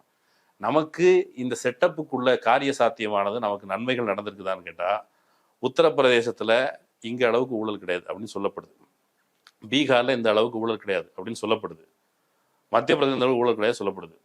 தமிழ்நாட்டில் ஊழல் மலிந்திருக்குன்னு சொன்னா தமிழ்நாட்டை வந்து பாரு, ஏன் அதை விட நம்ம மேம்பட்டு இருக்கோம் அப்படிங்கிறதுக்கு ஏதாவது காரணம் இருக்குல்ல. அப்படி நம்ம யோசிக்க மாட்டோங்கிற ஒரு திமிர்ல, ஒரு தன்னம்பிக்கையில தான் இவன் வந்து குடும்பத்தை பார்த்துக்கிறாங்க. திமுக எவ்வளவு இப்போ 1949 தொடங்கப்பட்ட கட்சி, இன்னைக்கு 2025. இப்போ 50, 25, 75, 76 வருஷம். 76 வருஷத்துல ஒரு 2 தலைமுறை தான் வந்திருக்கிறாங்க. அண்ணா முடிஞ்சது, கலைஞர் வந்தாரு, கலைஞர் முடிஞ்சது, ஸ்டாலின் வந்திருக்கிறாரு, உதய் வந்திருக்கிறாரு. நம்ம வந்து இந்த சாதாரண யோசிச்சு பார்ப்போமே, கலைஞர் பிறகு ஸ்டாலின் அப்படிங்கிறத ஒரு பொது மனசு ஏத்துக்குது. கலைஞருக்கு பிறகு இன்னொரு வேற யாராவது இருந்தோம்னா நம்ம சொசைட்டில ஒரு பிரச்சனை இருக்குது, பிளவு இருக்குது. நீங்க அந்த கட்சியில டெமோக்ரஸி வேணும்னா அதுக்காக ஃபைட் பண்ணலாம், அது வேற. நாங்க அதிகாரம் வேணும், இதெல்லாம் ஓகே. ஆனா சொசைட்டினோட ஆர்டர்னு ஒன்று இருக்குது. அதுல வந்து இவர் சவாரி பண்றாரு, நம்ம மக்களுக்கு கீழே இருக்கணும், அதிகாரம் கிடையாது. எனக்கு ஒருத்தர் ஃபோன் பண்ணாரு, ஒரு பட்டியல் சாதியை சேர்ந்தவர். அவன்கிட்ட பேசிட்டு இருக்கும்போது என்ன சொன்னாரு, அந்த கட்சியில நமக்கு பதவி கொடுக்கல, இந்த கட்சியில நமக்கு பதவி கொடுக்கல அப்படின்னு கேட்டாரு. நான் கேட்டேன், இது உங்களுடைய கோரிக்கையா பட்டியல் சாதியினுடைய கோரிக்கையான்னு கேட்டேன். யார் கோரிக்கை? பட்டியல் சாதியில் இருக்கிற சாதாரண கடைநிலையில் இருக்கிற ஒருத்தங்களுக்கு, பட்டியல் சாதியாக இருக்கட்டும், பிற்படுத்தப்பட்ட மக்கள் யாராக இருக்கட்டும், சாதாரண மக்களுக்கு என்ன கோரிக்கை இருக்கும்? எனக்கு வேலை வேணும், எனக்கு படிப்பு வேணும், என் பிள்ளை நல்லா இருக்கணும். யாராவது நம்ம வீட்டில் பேசிட்டு இருக்கும்போது உங்க வீட்டில் சொன்னாங்கன்னா, எப்பா நீ நாளைக்கு மினிஸ்டர் ஆகணும், நீ நாளைக்கு சீஃப் மினிஸ்டர் ஆகணும். இது நம்மளுடைய கனவு அல்ல. அதிகாரப்படுத்துறதுக்கு ஒரு தனி ட்ராக்கு. இதை எல்லாத்தையும் இதை ஒரு மயக்கத்தில் வச்சுக்கிட்டு ஆதவர்ஜனா வந்து அப்படி பேசினா ஈஸியா குடும்ப ஆட்சி ஜெயலலிதா நடந்த குடும்ப ஆட்சி கிடையாதா? எம்ஜிஆர் பொண்டாட்டி ஜானகி தானே, அது குடும்ப ஆட்சி கிடையாதா? அதெல்லாம் உங்களுக்கு குடும்ப ஆட்சியா படலை. எம்ஜிஆர் அதுக்கு பிறகு குடும்ப ஆட்சி. இந்த பக்கம் வந்து எல்லாரும் காலேஜ் கட்டி வாக்குறாங்களாம், எல்லாரும் காலேஜ் கட்டுறாங்க. எம்ஜிஆர் வளர்த்த எத்தனை பேர், எம்ஜிஆருடைய நிழலில் வளர்ந்த எத்தனை பேர், எத்தனை சாராய வியாபாரிகள் அவங்க காலேஜ் கட்டியிருக்காங்க. நீ அதை பத்தி கேள்வி வைப்பியா? அதெல்லாம் கேள்வி கேட்க மாட்டேன். இது வந்து ஒரு ஸ்வீப்பிங் ஸ்டேட்மெண்ட் பாலிடிக்ஸ், எந்த விதமான உள்ளடக்கமும் இல்லாம போற போக்குல சொல்ற ஒரு விஷயம். நீங்க எம்ஜிஆருக்கு விளக்கம் கொடுத்துட்டீங்க, ஜெயலலிதாவுக்கு விளக்கம் கொடுத்துட்டீங்க. இவங்க கட்சியே சூழ்ச்சிங்கிறத நம்ம இன்னும் பின்னாடி வந்து முழுசா பேசலாம். கரூர் ஒரு பார்ட்டாவே பேசுவோம். அதுக்கு முன்னாடி இவர் வந்து காமராஜரையும் வந்து ஏமாத்திட்டதா இவர் வந்து குற்றம் சாட்டுறாரு. திமுக தான் ஏமாத்துச்சு அப்படின்னு ஒரு குற்றம் சாட்டுறாரு. அதுல என்ன வரலாறு இருக்கு? கேப்பையில நெய் வடியுதுன்னு நம்ம சொல்லுவோம். அந்த மாதிரிதான் இந்த ஆளோடைய அரசியல் அறிவு. நீங்க அந்த ஸ்பீச்சை கரெக்டா கேட்டு பார்த்தீங்கன்னா நீங்க வேறும்னா எடிட் பண்ணிக்கோங்க. நாங்க அண்ணா வழியில தான் இருக்கிறோம், அண்ணா ஒரு கொள்கையை பின்பற்றாரு, எங்க அண்ணன் கூட அண்ணா வழி தான் ஃபாலோ பண்றாரு. அதில் அவர் யோசிப்பாரு, யாரா சொல்றாரு இவரு, என்ன அண்ணாங்கிறாரா? அவரை விஜயை கை காமிக்கிறாரு. அந்த பக்கம் என்ன, கொஞ்ச நேரம் ஸ்பீச்சுக்கு முன்னாடி ஜஸ்ட் நீங்க ரிவைண்ட் பண்ணி பாத்தீங்கன்னா காமராஜர் ஏமாத்தி விட்டாங்க மச்சான் அப்படின்னு சொல்றாரு. யார் ஏமாத்தினது? 1967 தமிழ்நாட்டில் அண்ணாவுடைய ஆட்சி வருது. யார் ஆட்சி இழக்கிறது? காமராஜர் தோக்கடிச்சிட்டாங்க. காமராஜர் வந்து தோக்கடிச்சிட்டாரு. அவரை வந்து மாணவர் சங்கத்தில் அந்த மொழி போராட்டத்தில் முன்னின்ற ஒரு மாணவர் சங்கத்தில் நின்ன ஒரு சீனிவாசன், அவர் தான் காமராஜர் தோக்கடிக்கிறார். எதனால தோற்று போனார்? காங்கிரஸ் கட்சியினுடைய இந்தி திணிப்பு, இந்திய வெறி கொள்கை. அதன் காரணமாக 63 மெல்ல மெல்ல மொழி போராட்டம் முகிழ்த்து வந்து அதன் விளைவாக இவங்களை மொத்தமாக இந்தி திணிப்புக்கு எதிராக எந்த அளவுக்கு புரட்சியை பற்றிலாம் அந்த வெங்காயம் பேசுது. நீ 65 மொழி போராட்டத்தை பற்றி வாய்ப்பு இருந்தால் படித்து பாருங்கள். மக்கள் தெருவிறங்கி ஒரு அரசு இராணுவத்தையும் சேர்த்து இறக்கிய அரசு, அந்த அரசுக்கு எதிராக தமிழ்நாட்டு மக்கள் தெருவிறங்கி போராடி இந்தி திணிப்ப மொழி எங்கள் ஆன்மா, மொழி எங்கள் உயிர், அது வந்து அந்த பொருளில் மட்டும் இல்லை. ஒருவேளை நீங்கள் தமிழை ஒத்துக்காமல் இருந்த இந்தியை ஒத்துக்கிட்டு இருந்தா பீகாருக்கு என்ன நடந்திருக்கிறதோ. இப்போ அன்னைக்கு ஒரு பீகாரியை பேட்டி எடுத்தோம், அவர் ஹிந்தியில் பேசிட்டு இருக்காரு. அவரோட போஜ்புரி பேசல, போஜ்புரி இல்லை, இங்கிலீஷ் அங்கே போகலை. அவர் திரும்ப தமிழ்நாட்டுக்கு வர வேண்டியதாக இருக்குது. அதை வந்து சரியாக பார்த்தீங்கன்னா அந்த நாடு முன்னேறுவதற்கு தமிழ்நாட்டினுடைய மொழி கொள்கை தான் அதுக்கு சாதகங்கிறது ஒரு சான்று. இது அப்போது அதை தங்களுடைய கல்வி உரிமை, வாழ்வாதார உரிமைக்காக தமிழ்நாடு அப்படி போராடி இருக்குது. அந்த போராட்டத்தின் விளைவாக காங்கிரஸினுடைய ஆதரவு கொள்கை இப்போ வந்து இந்த திருச்சியில் ஒரு ஐயா மொழிப்போர் தியாகி, அவர் வந்து திராவிட செல்வியை பார்த்து கொடுக்கு அப்படின்னு தன்னுடைய மகளுக்கு கடிதம் எழுதி வச்சுட்டு திருச்சி ரயில் நிலையத்தில் தீயிட்டு கொளுத்திக்கிட்டு இறந்து போனார். அந்த அளவுக்கு இவங்களுடைய இந்தி வரி கொள்கை மக்களை வந்து வதைச்சுது. அதன் விளைவாக அதற்கு பிறகு அமைத்த கூட்டணி காரணமாக அண்ணா ஆட்சிக்கு வந்தார். அண்ணா சூழ்ச்சி செய்து ஆட்சிக்கு வரவில்லை. அண்ணா களத்துக்கு போனார். அண்ணா கிட்ட எல்லா பலமும் இருந்ததில்ல. எம்ஜிஆர் இருந்தார்ல, அண்ணா கூட்டு போய் எம்ஜிஆரை காமிச்சு ஸ்டாம்பிட் பண்ணிட்டு இருந்தாரா? அண்ணா கிரவுண்டுக்கு போய் மக்கள்கிட்ட அரசியல் பேசினார். எப்படி அரசியல் பேசினார் தெரியுமா? இவங்க வந்து நாங்கள் மக்கள்கிட்ட போகிறது, எங்களுக்கு வந்து கூட்டமாக வருது. கூட்டம் வந்தால் என்னடா பிரச்சனை, நீ 4 ரோட்டில் நட. விஜய் வந்து மனுஷன், 100 விழுக்காடு மனுஷன். நீங்களும் நம்புறீங்களா? நானும் நம்புறேன். அந்த மனிதர் தெருவிறங்கி ஒரு வாட்டிக்கு ஒரு 10 வாட்டி நடந்தாருன்னா அதுக்கப்புறம் கூட்டம் நார்மலாயிரும். அப்புறம் ரைட்டு நம்ம விஜய்ப்பா அப்படின்னு கூட கேட்டோம். நம்ம விஜய்ப்பான்னு சொல்லிட்டு அதுக்கு பிறகு விஜய்கிட்ட வந்து அண்ணா எனக்கு இது பிரச்சனை இருக்குண்ணே, அந்த அரசாங்கத்தில் எந்த பிரச்சனையும் காது கொடுத்து பேசுறதுக்கு வாய்ப்பு வரும். நீ மேலே மேட்லேயே உட்காந்துக்கிட்டு நான் வர்றேன் பாட்டை போட்டு அவர் வந்து அங்கே வச்சு கேரவேனில் கையாட்டிக்கிட்டே இருக்கிறாரு. இது மேட்ரு கிடையாது. அண்ணா இந்த அரசியல் போராட்டங்களின் வழி ஆட்சிக்கு வந்ததை சூழ்ச்சி என்று பேச்சின் ஒரு பகுதியில் சொல்லிவிட்டு அண்ணா வழியில் நாங்கள் வரேன்னு சொல்றியா, அப்போ நீ சூழ்ச்சி பண்ண தான் வரையா அப்படின்னு சொல்லணும். அண்ணாவை இவ்வளோ கேவலப்படுத்திட்டு இப்போ அண்ணாவை வந்து பிஜேபிக்காரன் கேவலமாக பேசுகிறான் சரியா? அவங்க சங்கிகள், அவங்களுடைய கொள்கை எதிரியான்னா அவர் கேவலமாக பேசுகிறான். நீயே அதே மேடையில் வந்து கேவலமாக தான் பேசிட்டு இருக்க. அண்ணாவை பற்றி கொள்கை அறிவு ஏதாவது அடிப்படை இருந்தால் மேடையில் வந்து காமராஜரை ஏமாற்றி போட்டாங்கன்னு நீ பேச மாட்டேன். இப்போ சூழ்ச்சி அப்படின்னு நம்ம அந்த சூழ்ச்சியான பாயிண்ட்டுக்கு வந்துடும். ஆதவர்ஜனோட பாதி ஸ்பீச்சுக்கு மேலே என்ன அப்படின்னா, கரூரில் எங்களுக்கு வந்து சூழ்ச்சி நிகழ்த்தப்பட்டது, எங்களுக்கு அது புரியல, எங்களுக்கு சூழ்ச்சிலாம் புரிஞ்சிருந்தா நாங்கள் வந்து தமிழ்நாடு போலீஸ்க்கு நன்றி சொல்லியிருப்போமா. ஆனால் அந்த சூழ்ச்சி செஞ்சது டிஎஸ்பி செல்வராஜ், அதுக்கப்புறமா செந்தில் பாலாஜி. நான் வந்து கரூர் போகிறதுனாலே செந்தில் பாலாஜி அவங்க ஒரு ரவுடி பையா இருப்பான், பார்த்து கவனமா இருங்கலாம் சொன்னாங்க. அப்படிலாம் வந்து அவர் வந்து வரிசையாக என்ன சொல்கிறாரு அப்படின்னா, தமிழ்நாடு அரசு ஒன்று போலீஸ் மேலே, 2வது செந்தில் பாலாஜி மேலே, 3வது அதற்கப்புறம் நடந்த சம்பவங்களை. அங்கே வந்து ஃபர்ஸ்ட் இவங்க தான் வந்தாங்க, எங்களை வரவிடலை, ஹாஸ்பிட்டலுக்கு எங்களை வரவிடலை. அதற்கப்புறம் உடனடியாக ஸ்டாலின் வராரு. அங்கே ஒரு பகலில் மட்டும் இருந்துட்டு உடனடியாக ஒரு 2 நாள் கழிச்சு ஒரு வீடியோ விடுறாரு. அதில் ஒரு நல்ல பிள்ளை மாதிரி ஒரு பாசாங்கு காட்டுறாரு. இந்த பக்கம் துபாயிலேருந்து வராரு. நாங்கள்லாம் 1 மாசமாயி அழுதுட்டு பேசாமல் இருந்தோம். இங்கேருந்து ஒருத்தர் வராரு, துபாயிலேருந்து உதயநிதி ஸ்டாலின் வராரு. உடனடியாக பார்த்துட்டு உடனே திரும்பி அவருடைய பொழுதுபோக்கு இதாக துபாய்க்கு திரும்பி போயிடுறாரு. அதற்கு பின்னரும் கூட முரசொலியில் என்ன வருது அப்படின்னா, தாவேக்க தான் இதுக்கு பொறுப்பு, தாவே தான் 41 பேரை கொண்டுருச்சுன்னு வருது. சட்டமன்றத்தில் தாவேக்க மீது தான் குற்றச்சாட்டு வைக்கப்படுது. அப்போ 2 நாள் சம்பவம் நடந்த 2 நாளில் ஸ்டாலின் பேசினதற்கும் முரசொலியில வந்ததுக்கும் சட்டமன்றத்தில் பேசினதுக்குமே வேறுபாடு இருக்குது. இப்படியாக இவர்கள் ஒரு நல்ல வேஷம் கட்டிக்கொண்டே பாசாங்கு செய்து கொண்டே தாவேக்காவே அழிக்க நினைக்கிறார்கள், சூழ்ச்சி செய்கிறார்கள் அப்படின்னு போலீஸ்ல ஆரம்பிச்சு முதல்வர் வரைக்கும் அவர் வந்து குற்றச்சாட்டுகிறார். எல்லாரும் சதி பண்ணிட்டாங்க. மார்க் ஜுகர்பர்க்னு ஒருத்தர் இருக்கார்ல, அவர் ஃபேஸ்புக் ஓனர் தானே. அன்னைக்கு ஏதாவது ஃபேஸ்புக் டவுன் ஆயிருந்துச்சா? கரூர் பிரச்சனையால டவுன் ஆகலை. ட்விட்டருக்கு வந்து அந்த எலான் மஸ்க் அவரும் டவுன் பண்ணல. எனக்கு தெரிஞ்சு இந்த வீடியோக்கள் எல்லாம் எல்லாரும் பரவலாக பேசிட்டு இருந்தாங்க. முதலமைச்சர் அங்கே போய் சதி பண்ணுறாரு அப்படின்னு நீ போஸ்ட் போட வேண்டியதுதானே.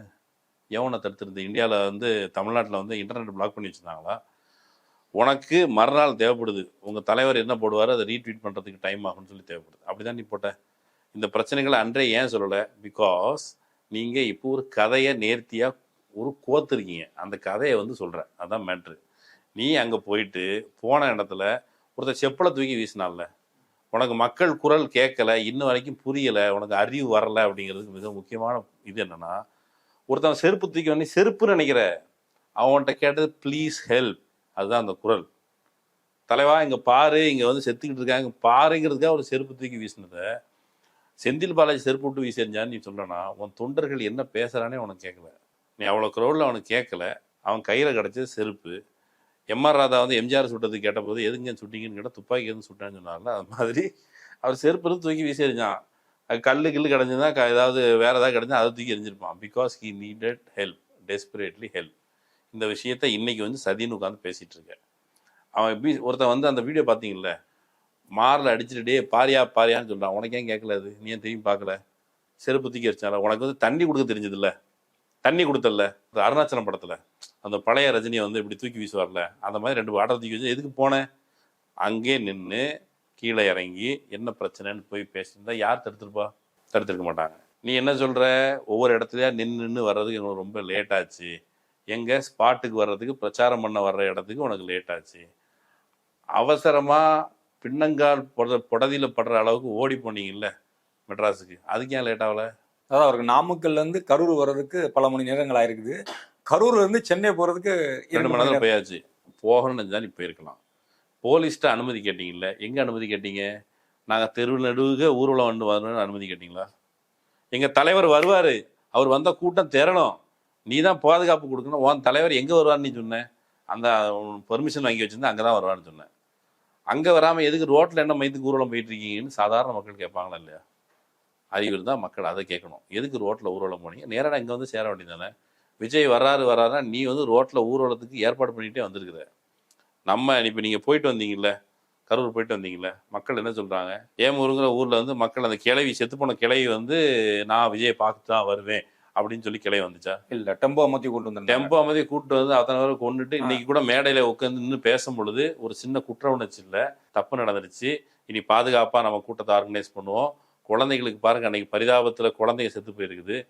குழந்தைங்களுக்கு தனியாக இப்போ வந்து ஐடி ஆஃபீஸஸில் எல்லார் வீட்லேயும் குழந்தைங்க இருக்குது. அப்போ குழந்தைங்களுக்கு ஒரு பாதுகாப்பான மெக்கானிசத்தை நாங்கள் ரெடி பண்ணுறோம். இனிமேல் கூட்டங்களில் அதை நாங்கள் நவீனமாக செய்வோம். அவங்களுக்கு டாய்லெட் வசதி ஏற்பாடு பண்ணி கொடுப்போம். கூட்டத்தை பாதுகாப்பாக நடத்துறதுக்கு நம்ம ஏற்பாடு பண்ணணும். அப்படி எதையுமே சொல்லலை. நாங்கள் பூரண உத்தமர்கள், நாங்கள் எதையுமே செய்யலை. சுப்ரீம் கோர்ட்டே சொல்லிடுச்சு. நான் என்ன கேட்குறேன்? சுப்ரீம் கோர்ட்டு நீதிமன்றம் தான். அந்த மன்றத்தில் சட்டப்படி நீங்கள் ஏதாவது முன் வச்சு நீங்கள் பண்ணும் பொழுது, இப்போ வந்து சதீஷ் குற்றவாளி அப்படின்னு நிரூபிக்கிறதுக்கு நான் 2 பேப்பரை வச்சுக்கிட்டு டாக்குமெண்ட்டை கொடுத்து சொன்னால் அந்த பேப்பரை பார்த்து தீர்ப்பு சொல்கிறது தான் நீதிமன்றத்தினோட வேலை. நீதிமன்றத்தில் நீதி அல்ல, நீதிமன்றத்தில் தீர்ப்பு தான் கிடைக்கும். நீதிமன்றம் ஒன்று சொல்லிடுச்சுன்னா அது வந்து எழுதியாச்சு, நாங்கள் இருக்கவே முடியாது. அம்பேத்கர், நீங்கள் அம்பேத்கர்லாம் கொள்கை தலைவன் சொல்கிறீங்களா? அம்பேத்கர் சொல்கிறார், நீதிமன்றத்தின் உத்தரவுகளுக்கு நான் கட்டுப்பட்டவன், ஆனால் அதை தலைவணங்க வேண்டும் என்பது இல்லை அப்படின்னு சொல்கிறாரு. நீதிமன்றம் சொல்லியிருக்குது. நீதிமன்றம் என்ன சொல்லியிருக்கு? ஹைகோர்ட் வந்து இப்படி அவசர கதியில் எஸ்ஐடி அமைச்சிருக்கக்கூடாது, நீங்கள் தேவைக்கு தரப்பில் கேட்டிருக்கணும் அப்படின்னு சொல்லியிருக்கு. அதே நீதிமன்றத்தை இங்கே உட்காந்துட்டு சொல்கிறோம், அதே நீதிமன்றம் தமிழர்கள் அல்லாத நபர்கள் கொண்டு விசாரிக்கப்படணும்னு சொல்லும்போது நாங்கள் தப்புன்னு சொல்கிறோம். அந்த உச்சநீதிமன்றம் விமர்சிக்கவே கூடாது, தீர்ப்பை பற்றி எதுவுமே பேசக்கூடாது, உங்களை ஏதாவது பண்ணிடுவோம் அப்படிலாம் ஒரு மயிரும் கிடையாது. இதே உச்சநீதிமன்றம் பாபரி மஸ்ஜித் தொடர்பாக தீர்ப்பு சொல்லிச்சு, விமர்சிக்க தான் செஞ்சோம். உச்சநீதிமன்றம் அங்கே சில அப்சர்வேஷன் கொடுத்துருக்குது. அப்புறம் கடைசியில் சிபிஐ இன்வெஸ்டிகேஷன் கொடுத்துருக்குறாங்க. சிபிஐ இன்வெஸ்டிகேஷன் அடுத்தால அது மெல்ல மெல்ல இப்போ வந்து விஜய் என்ன சொல்கிறாரு? சிபிஐ வந்துருச்சு, நீதி கிடச்சி. சிபிஐ இன்வெஸ்டிகேஷன் தான் தனக்கு நான் வந்துருக்குது. இப்போ வந்து செருப்பை தூக்கி வீசினால, அவன் மேலே தான் தூக்கி வீசினா, நீ அவனை கவனிக்கலை, நெக்லிஜென்ஸ், பியூர் நெக்லிஜென்ஸ் அப்படின்னு வந்துச்சுன்னா நீங்கள் என்ன பண்ணுவீங்க? கீழே மூச்சு முட்டி கிடந்த பொழுது இப்போ வந்து நீங்கள் என்ன பண்ணியிருக்கீங்க? யாரெல்லாம் ஆக்சுவலி இதில் பாதிக்கப்பட்டவங்களோ அவங்கள தாஜா பண்ணுறதுக்கு 20 லட்ச ரூபா கொடுத்து கைகாலில் விழுந்து தயவு செஞ்சு ஃபஸ்ட்டு என்ன சொல்லியிருக்காங்க கட்சிக்காரங்களா? இப்போ நீங்களே போய் கிரவுண்டுக்கு போய் பார்த்துட்டு இருந்தீங்க, எல்லாரும் சிபிஐ கேஸ் வேணும்னு சொல்லுங்கள், சிபிஐ கேஸ் வேணும்னு சொல்லுங்கள். அவன் பாதிக்கப்பட்டு கிடக்கான், பிள்ளைய கிட்ட இழந்துட்டு இருக்கான், அவங்ககிட்ட போய் வீடு வீடாக முனைஞ்சு சிபிஐ கேஸ் வேணும்னு சொல்லுங்கள், சிபிஐ கேஸ் வேணும்னு சொல்லுங்கன்னு அவங்கள போய் கெஞ்சி கூத்தாடி, இந்த மக்களிடம் கெஞ்சி கூத்தாடி கதறியதற்கு காரணம் அவங்க வந்து சிபிஐ வேணும்னு சொல்லிடுவாங்க. நம்ம சிபிஐ கிட்ட அங்கே வந்து அந்த இன்னொரு ரூட் வழியாக தப்பிச்சிடலாம். ஆமாம், அவரோட சிபிஐ பார்த்து உங்கள் அப்பா வரான்னு சொல்லு, சிபிஐ உன் அப்பன், சிபிஐ யாருக்கு அப்பங்கிறத பிஜேபியோட ட்ராக் ரெக்கார்டை பார்த்தா பிஜேபி, சிபிஐ, இடி இதெல்லாம் வச்சிருந்து இந்தியாவில் நிறைய பேருக்கு அப்பனா வேலை பார்த்துருக்காங்க. ஒரு கேஸ் கிடைச்சா போதும். சரத்பவார் அவர் எவ்வளோ பெரிய தலைவர்னு அங்கே கேட்டு பார்த்தா தெரியும். மகாராஷ்டிராவில் இந்திய அளவுலையும் தெரியும். அவர் அவ்வளோ பெரிய ஆள். அந்த வீட்டிலேருந்தே ஒரு அஜித் பவார் அவர் தூக்கிட்டு இருந்தாங்க. மாநில கட்சி ஆட்சி நடத்தி கொண்டிருந்தது சிவசேனா கட்சியிலேருந்து ஒரு செக்ஷனே பிரித்து கொண்டு வந்து தனி கட்சின்னு போட்டு ஏப்பா சிந்தை எங்கே படுத்துக்கடா அப்படின்னு சொல்லி அவர் பிடிச்சி போட்டிருக்கிறாங்க. அந்த கயிறை நீனே போயிட்டு அண்ணே என் கழுத்தில் கயிறு போடுங்கண்ணே எனக்கு எடுத்துட்டு போகணும்னு சொல்லி போயிட்டு இதில் வந்து சவடால் நீதி கிடைச்சிடும் அது கிடைச்சிடும். சிபிஐ நிறைய நீதி கொடுத்துருக்குது. இந்த நாட்டில் இருக்கிற நீதி பரிபாலன ஒரு அமைப்புகள் இதன் மீது நாம் நம்பிக்கை வைக்க வேண்டும் என்பதெல்லாம் சரி. ஆனால் நீதி பரிபாலன அமைப்புக்கு போனாலே எல்லாம் கிடைச்சிடும்னு கிடையாது. குஜராத் கலவரம் நடந்ததுக்கு பிறகு அங்கே பில்கிஸ் பானு கேஸ் முதற்கொண்டு எல்லாத்தையும் நீதி கிடைச்சிச்சா? அப்படிலாம் ஒன்றும் கிடைக்கல. ஒருத்தர் வந்து இந்த நார்த் இந்தியாவில் பீகார் பக்கத்தில் ஒரு கலவரத்தில் மொத்தமாக சேர்ந்து இஸ்லாமியர்களை படுகொலை செய்கிறாங்க. துப்பாக்கி சூடு நடத்தினதுக்கு பிறகு 2 பேர் தப்பிச்சிடுறான். தப்பிச்சு வந்தவன் கேஸ் நடத்துகிறான். கேஸ் நடத்துகிறவன் 20 வருஷத்துக்கு முன்னால் கேஸ் நடத்துகிறான்னு நினைக்கிறேன். நடத்துகிற அந்த நபர் சொன்னது என்ன தெரியுமா? இதுக்கு நான் செத்தே போயிருக்கலான்ட்டு. ஸோ நீதி பரிபாலன அமைப்பு இதில் வச்சு நீ வந்து நீதி வாங்கிடலாம் அது வாங்கிடலாம் அவன் நினச்சி உன்னை க்ரஷ் பண்ணணும்னு நினச்சான்னா இதுதான் உங்களுக்கு பாசக்கயிறு இல்லை. ஆக்சுவலி யமன் கழுத்தில் போடுறதும் பாசக்கயிறு தான் சொல்லுவாங்க. அது தூக்கக்கயிறாக மாறுறதுக்கும் வாய்ப்பு இருக்குது. ஸோ சிபிஐ வந்து அது வந்து ஒரே இந்த 2 இருபக்கம் கூர்மை உள்ள கத்தின்னு சொல்லுவாங்களே அந்த மாதிரி. அது வந்து நீங்கள் என்ன நினைக்கிறீங்க? சிபிஐ நீங்கள் சூனி ஏவி விட்டீங்க அதனால திமுக போய் அதை கடிச்சு வச்சிடும் அப்படின்னு நினைக்கிறீங்க. திமுக இதை விட நிறைய பலன்னு கொட்டை போட்டாங்க. நீ சிபிஐ கொண்டுதான் எவனதான் இல்ல அந்த திமுக தான் வரலாறு தெரியுமான்னு கேட்கிறவரு சோசியல் மீடியால ஒரு பயங்கரமான நகைச்சுவா போயிட்டு இருக்குது. என்னன்னா சிபிஐ விசாரணை இருக்கும்போது தமிழ்நாடு போலீஸ் வந்து இவங்களை அரெஸ்ட் செய்யவே முடியாது. ஆனா அந்த மேடல இருந்துட்டு தான் அவர் வந்து முடிஞ்சா எங்க தலைவனை கை வச்சு பாருடா, நீ அரெஸ்ட் பண்ணி பாருடா, வந்து உங்க வீட்டுக்கு 2000 3000ன்ட்டு இங்க இருக்கிற இளைஞர்கள் கல்லூரி மாணவர்கள் வருவாங்க அப்படின்னு இன்டைரக்டா ஒரு வன்முறையை தூண்டுற மாதிரி ஒரு பேச்சு பேசுறாரு. போயஸ் கார்டன்ல வாசல்ல போய் கை கட்டி நின்னீங்கல்ல, எத்தனை இளைஞன் வந்தாங்க? 2000 இளைஞர்கள், நேபாள், புரட்சி, 2000 சிறுவர்கள் தான். எனக்கே அப்படிதான் வந்துருச்சு வாயில, நான் என்ன செய்யறது? ஆக அவர் ஒரு ஒரு பிம்பத்தை மட்டும் மாதிரி உருவாக்கிட்டே இருக்காரு. என்ன அப்படின்னா ஒரு மிகப்பெரிய ஒரு வன்முறை போராட்டத்தின் மூலம் நான் இதை மொத்தமா புரட்சி அப்படின்னு நான் மாத்த போறேன். அது வந்து விஜய்க்கான புரட்சி. அதெல்லாம் சொல்றதுக்கான துணிச்சல் ஆதவர்ஜுனாவுக்கு இல்லை. நீதிமன்றத்துல போய் ஏங்க நான் போட்டு டிலீட் பண்ணேன் அதுக்கு போயிட்டு இப்படி பண்ணிட்டு இருக்கீங்களே, இதுக்கெல்லாம் ஒரு கேஸ் ஆகுன்னு சொல்லிட்டு இங்க வந்துட்டு என்னங்க நீங்க நாங்க நினைச்சா வந்துருவோம் ஆனா நாங்க நினைக்க மாட்டோம். அதிரடி அரசியல் எங்களுக்கு தெரியும் ஆனா காட்ட மாட்டோம், காட்ட தெரியாது. அதுதான் ஆக்சுவலி அவர் சொன்னது. அந்த வடிவேல் டாபிக் வந்து அதுதான். வடிவேல் ஒரு வேற ஒண்ணுமே இல்ல. வடிவேலு மகான் தான். சிறப்பு பொதுக்குழு கூட்டத்தில் அதிக நேரம் பேசின ஒரு முக்கியமான நபர் யாரு? ஆதவர்ஜுனா. அவர் 20 நிமிஷத்துக்கு மேல பேசியிருக்காரு. அவர் யார் ஆக்சுவலி இந்த கட்சியில? விஜய் 7 நிமிஷம் தான் பேசினாரு. என்ன இருக்கும் இப்போ வந்து வடிவேல் ஒரு படத்துல அவ்வளவு நேரம் அடிபட்டிருக்கேன் கப்பு எனக்கு தான் அப்படின்னு சொல்லுவார்ல, அது மாதிரி இவ்வளவு செலவு பண்ணியிருக்கேன் நான் தான் பேசுவேன் நீ பேசக்கூடாது. அதுதான் அது. ஆக்சுவலி விஜயை வைத்துக்கொண்டு தன்னை ஒரு இந்த குருமூர்த்தி மாதிரியோ இதுக்கு முன்னால் சோ மாதிரியோ ஒரு பெரிய புரோக்கர் ஆகிறதுக்கு அவர் முயற்சி செய்து ஒரு நான் பிராமின்ல இருந்து ஒரு புரோக்கர் வருகிறாரு நம்ம சந்தோஷம்லாம் பட முடியாது. ஏன்னா அவர் விற்பனைக்கு வைத்திருப்பது நம்மை சாதாரண விஷயம். இந்த குறிப்பிட்ட ஏற்பாட்டில் அவங்களாம் சோர்ஸ் சொல்கிறாங்கல்ல, நம்ம ஒரு சோர்ஸ் சொல்லுவோம். நமக்கு கிடைச்ச சோர்ஸின் அடிப்படையில் சிபிஐ விரைவாக கூடிய சீக்கிரமே அது விஜய் மேலே தான் கேஸ் ஃபைல் பண்ண போகுது. எதுக்காக இவங்க அடிச்சு விட்டா அவங்க அப்படியே நம்பிட்டு போகணுமா? சிபிஐ வந்து அவங்க மேலே கேஸ் போட போகுது. இவங்க நம்பிக்கிட்டு இருக்கிற மாதிரி ஒன்றும் சிபிஐ கிடையாது, நம்ம ஏற்கனவே சொன்ன மாதிரி. ஸோ விஜய் மேலும் கேஸ் ஃபைல் பண்ணப்படலாம். விஜயை கொண்டு போய் தெருவில் தொடுற வேலையை ஆதவர்ஜுனா செஞ்சுட்டார். ஒன்று, விஜய்க்கு இந்த 20 குடும்பங்களுக்கு இந்த 30 லட்சம் குடும்பங்களுக்கு 20 லட்ச ரூபா கொடுத்தாங்கல்ல, அந்த கொடுத்த காசை இவருடைய ட்ரஸ்ட்ல உள்ள காசு அப்படின்னு சொல்லப்படுது. இது ஒரு சோர்ஸ். யாரோட ட்ரஸ்ட்ல உள்ளது? தலைவன் காசு. ஆதவர்ஜுனா தான் காசு கொடுத்ததாக சொல்லப்படுது. ஓகே, இப்போ அந்த காசை பைசல் பண்ணணும். பைசல் பண்ணணும். ஏற்கனவே நான் செலவழிச்ச காசுக்கு கணக்கு என்ன அப்படின்னு கூட ஆதவர்ஜுன் கேட்டுக்கிட்டு இருப்பா தகவல். இப்போ ஆட்களை இப்போ வந்து இவர் ஆதவர்ஜுனா எங்கெல்லாம் போறாரோ அந்த கட்சியை முடிக்கிறதுக்கு போயிடுறாரு. நான் திமுகவில் இருந்தேன், எனக்கு உன்னுடைய நரம்பு தெரியும், உன்னுடைய டிஎன்ஏ தெரியுங்கிறாரு. உண்மையிலே விஜய்க்கு கூறு இருந்தா அவ்வளோ பெரிய கட்சி இத்தனை வருஷம் ஆட்சியில் இருந்த கட்சியிலேருந்து வெளியே வந்துட்டு எனக்கு டிஎன்ஏ தெரியும் நரம்பு தெரியும்னு சொல்கிறாரே. விடுதலை சிறுத்தைகள் 30 வருஷத்துக்கு மேலே அரசியலில் இருக்கிற திருமாவளவனை போய் பாடாப்படுத்தினாரு. நமக்கு என்ன வச்சிருக்கானோ இவன் இதில் இன்வெஸ்ட் பண்ணுறானே, இதில் ரிட்டர்ன்ஸ் என்ன? விஜய் ஒருவேளை ஆதவர்ஜுனை அமைச்சராக்கி அவர் தலைவர் ஆனால் விஜய் ஆட்சியில் என்ன வரும்னு சொல்லி பார்ப்போம். லாட்ரி விற்பனைக்கு வரும், நாடு விற்பனைக்கு வரும். அவ்வளோதான் வழியாக வேற ஒரு வெங்காயம் கொள்கை ரீதியான மாற்றங்கள் வரப்போறதில்லை அப்படின்னு எந்த கன்விக்ஷனோடய அந்த கட்சியில் ஆட்கள் இல்லை. சிடிஆர் நிர்மல்குமார் சங்கின்னு ஊரறிஞ்சு சங்கி அந்த ஆள். அப்புறம் புசி ஆனந்த் வந்து விஜயோடைய சொத்துக்களுக்காக கூட இருக்கிறாரு. வேற எந்த வெங்காயமும் கொள்கைக்காக இல்லை. சாதாரண மக்கள் அடிப்படையில் இந்த செட்டப்புக்குள்ளே தங்களுடைய தேவைகள் நிறைவேறல, தங்களுக்கு சில மாற்றங்கள் தேவை அப்படின்னு நினைக்கிற அந்த மக்களுடைய அபிலாஷைகளை மதிக்கிறோம். அதை நம்ம குறைத்து மதிப்பிடுவதற்கு இல்லை. ஆனால் இந்த கும்பல் இருக்குல்ல, இந்த கும்பலுக்கும் சாதாரண மக்களுடைய அபிலாஷைகளுக்கு சம்மந்தம் இல்லை. இவர்கள் தங்களுக்கு ஒரு கனவு, தங்களுக்கு ஒரு சொர்க்கராஜ்யம், விஜயை வச்சுக்கிட்டு விஜய்ங்கிற பொம்மையை வச்சு நம்ம எப்படியா நிறைய காசு பார்க்கலாம்னு நினைக்கிறத தவிர வேற எதுவும் இல்லை. மக்கள் இந்த பேச்சில் இருக்க திமிர் இருக்குல்ல, அகங்காரம்.